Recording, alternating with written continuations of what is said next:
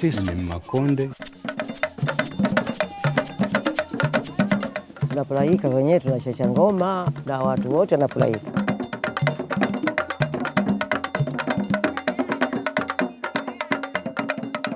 Ningeomba serikali ya Kenya tupatie vitambulisho na sisi tujiweze kujitambua kama wananchi wa Kenya.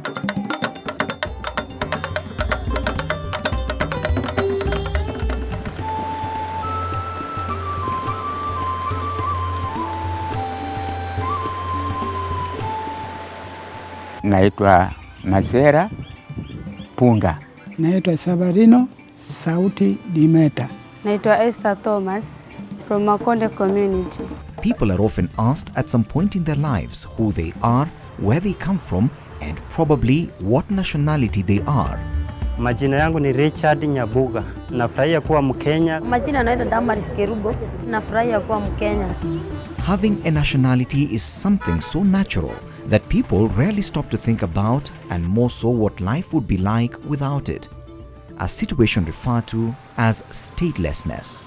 Mwaka 51 mwezi wa pili nikaja hapa Makongeni, mjomba kanunua sarahani akanipa, na mpaka wa leo ninaitwa mgeni. Ugeni huu utaniisha lini? In the world as we speak, there are more than 10 million people who are referred to as stateless. These are people who are not recognized as nationals of any country. These are people who don't have identification. These are people who don't have access to basic services. Statelessness, not having a nationality, occurs because of discrimination against certain groups, redrawing of borders, and gaps in nationality laws. Kwa majina naitwa Amina Kasim Magoma. Mimi ni Makonde, mzaliwa hapa Kenya, mtaa wa Malindi, kunaitwa Ganda. Babu yangu ndo alikuja hapa Kenya, akazaa mamangu, na mama naye akanizaa mimi. Na mimi nami si kama wananchi wa Kenya. Sina kitambulisho.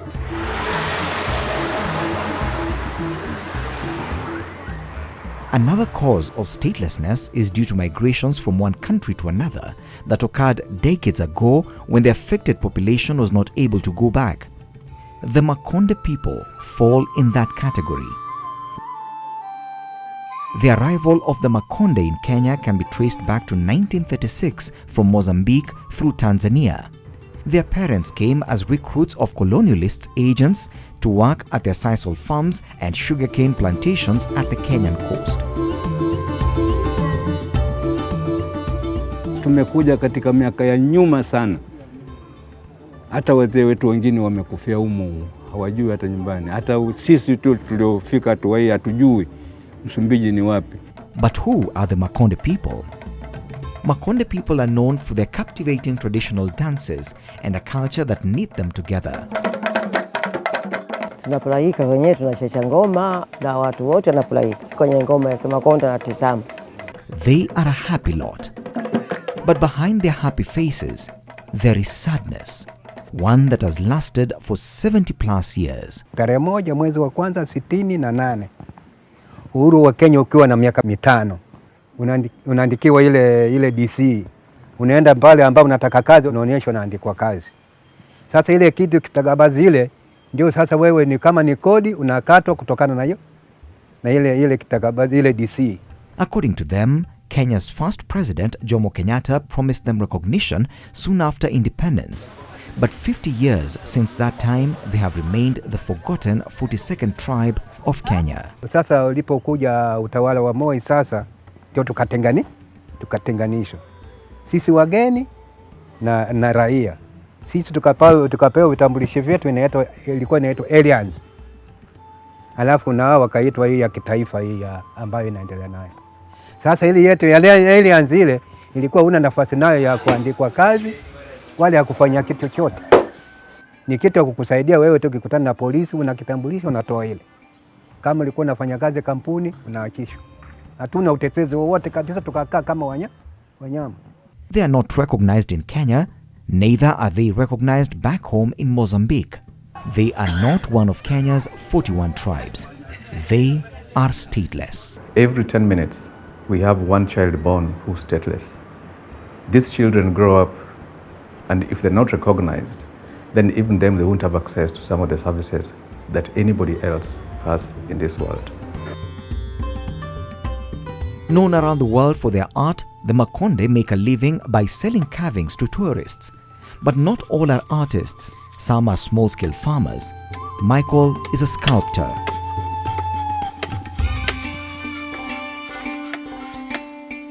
Nitatengeneza siku mbili. Baada ya kutengeneza siku mbili, mwenyewe akija anachukua anaenda naye, mimi ananilipa shilingi 300. Sasa ndio tunasukuma upate hiyo unga wa watoto tu peke yake. Together with his colleagues, he continues to suffer in the carving industry by being exploited by middlemen because they lack identification documents. Hizi sanamu sisi tulianzia kuchongea kule beach. Sasa kule beach tulikuwa tunategemea pengine mzungu anakuja na nunua direct. Lakini kutokana na unyonge wa kukosa kitambulisho tukaanza kunyanyaswa na nini. Baadaye hasa zaidi tunawategemea mabroka.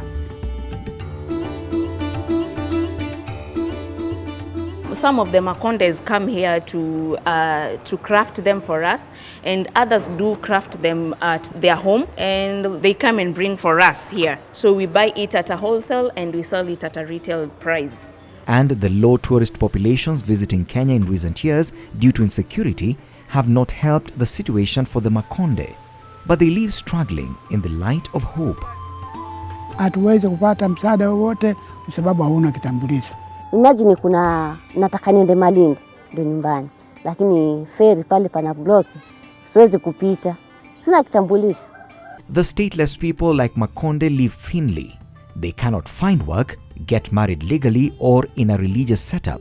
They cannot get medical treatment or get an official burial due to lack of a death certificate, or even enroll for studies at institutions of higher learning without Kenyan identification documents, an ID or passport. They stare at a lifetime of obstacles and disappointment, and are people who cannot achieve their full potential and fend for their families.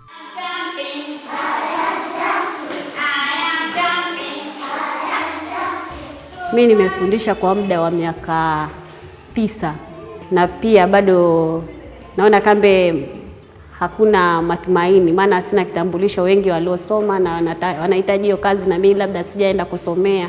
Wakati mwingine watu huitwa kwenye seminars, kuna kitu yenye unapewa labda sitting allowance, watu wanaitishwa vitambulisho. Wakati mwingine huna. Ni shida sana na natatizika.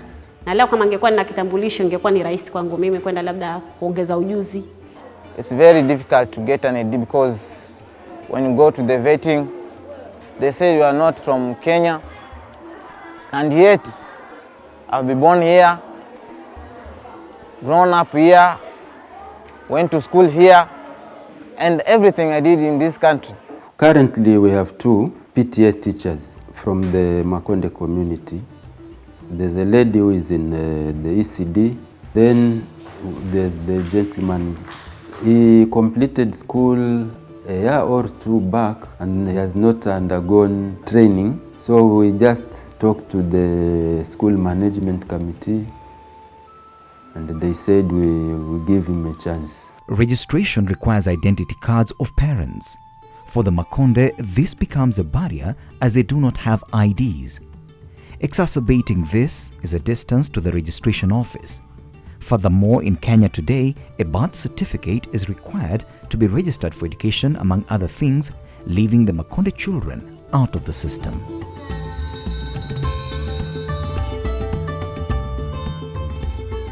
Nikapata bwana nikazaa watoto, lakini kwa uzuri ama kwa ubaya tumeachana na ule bwana, yeye akachukua watoto wake.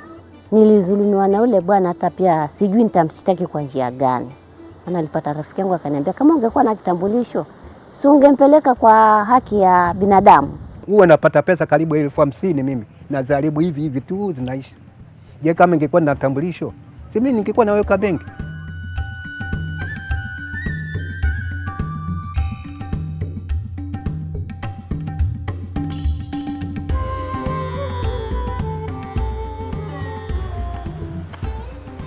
Sasa kama utakuwa hauna kitambulisho, hatuwezi kukuregister kwa sababu kitambulisho ndio kitakuwa na uthibitisho wa kwamba wewe ni nani na unatoka wapi, village gani.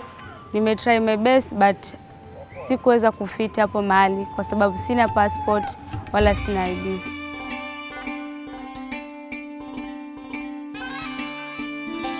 Sababu ya kukosa ID, hawana passport, hatukuwa ruhusu kwa sababu hatukuwa jua kwamba ni memba wa aina gani.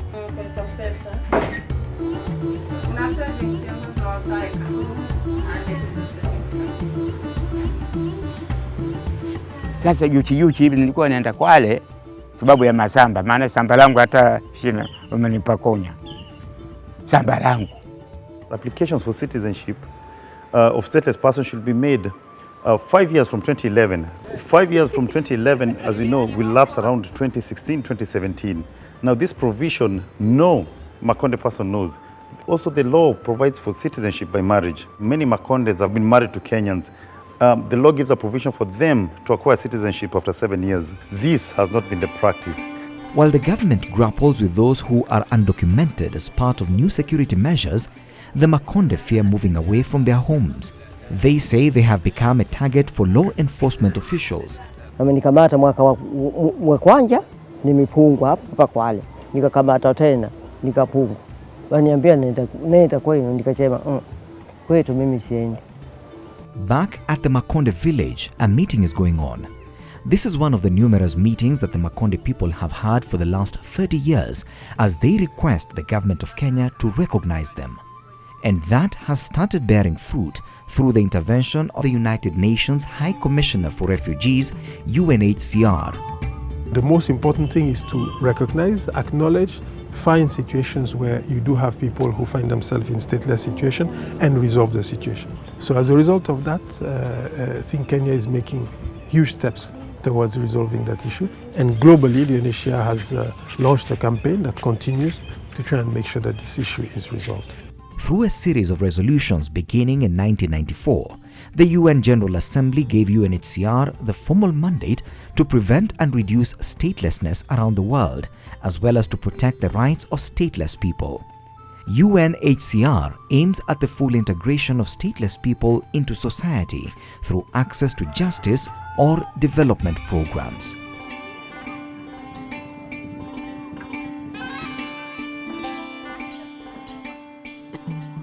And so the cry of stateless people in Kwale County to get identification cards was heard by Kwale County Legal and Justice Assembly Committee led by MCA Salim Awadh in September 2014.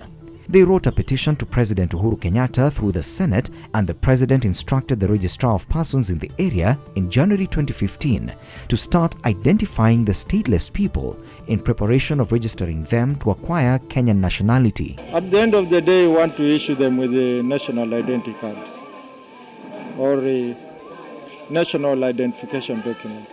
We want to make them Kenyans. Tukaitwa hapo, tukaenda tukaandikisha, tukapiga picha. Mpaka hivi sasa tunaambiwa tungojee mambo yako sawa. Bahati nzuri serikali yetu toka tupate ile nafasi ya kusema kwamba ukikutana na polisi hata kama pana road block wakikuuliza wewe kabila gani, mimi Makonde, ambia nenda mzee. Hiyo ndio furaha yetu. Vile serikali itatupatia vitambulisho, sisi tutakuwa tuna raha kwa sababu tuna watoto. Na tutapata nafasi ya kuweza kuwa na njia ya kuweza kuwatafutia watu hawa makao mazuri.